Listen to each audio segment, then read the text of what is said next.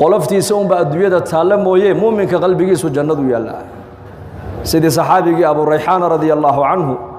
ghazwad buu ka soo noqday zamanka nabigeena calayhi salaatu wasalaam ninku markuu diinta dadaalkeega iyo jihaadka u baxo ama dhaawac ama dhimasha lagu tirinaya labada midun bal la filay inuu la soo noqonayo laakiin abu rayxaan waxa ilaahay nabad soo celiyay isagoo nabad qaba dadna mar alle markuu salaada cishaa uu tukaday buu gurigiisii tagay haweenaydiisii oo u diyaar ayaa ku soo boodo markaas uu ku yiri in yar laba rakac tukada ii kaadi buu ka yiri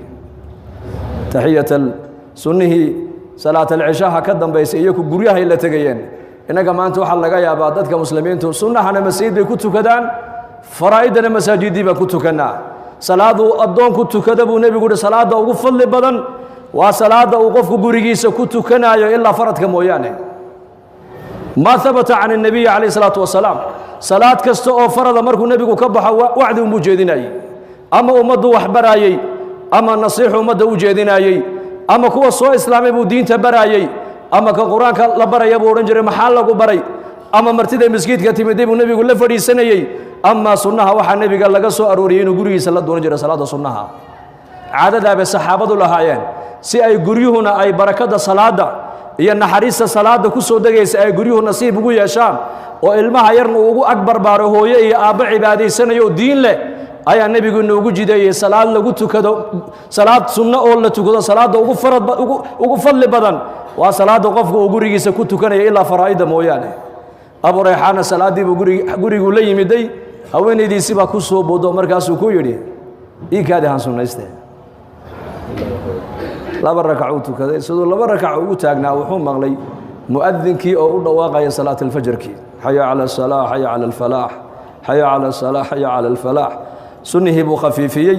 masaajidkii buu tagay uu soo tukaday markaas ay sugtay ku tiri ya aba rayhaan ghazawta ilaahay dartii baad u baxdo jihaad baad ku maqnayd waad soo daashay safarna waad ka timiday adoo nabad qabanay ilaahay waa noo ka soo celiyay aniguna xalay oo dhan faraashka dushiisa kugu sugaayay adiguna salaadun baad ku jirtay miyaanan xaq anigu kugu lahayn bay ku tiri markaas uu ku yiri xalay toole hal mar oo kaliya hadaad maskaxdeeda ku soo dhici lahayd xaq wad ugu yeelan lahayd buu yiri laakiin marna kuma xasuusan buu ka yiri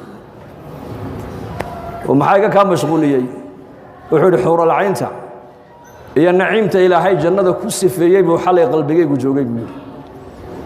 بالله عليكم إمك أنت أنا على مساعدك صوغ شيء هذه اللي هذا ورطبان كي دقيقة صلاة عن إمامك قداشي سكوت كنيني قلبي إنه هلكوكم مغنمات والله بدأ مرحلة ذو اللي قرت قلبك مسلم با مسوا مريض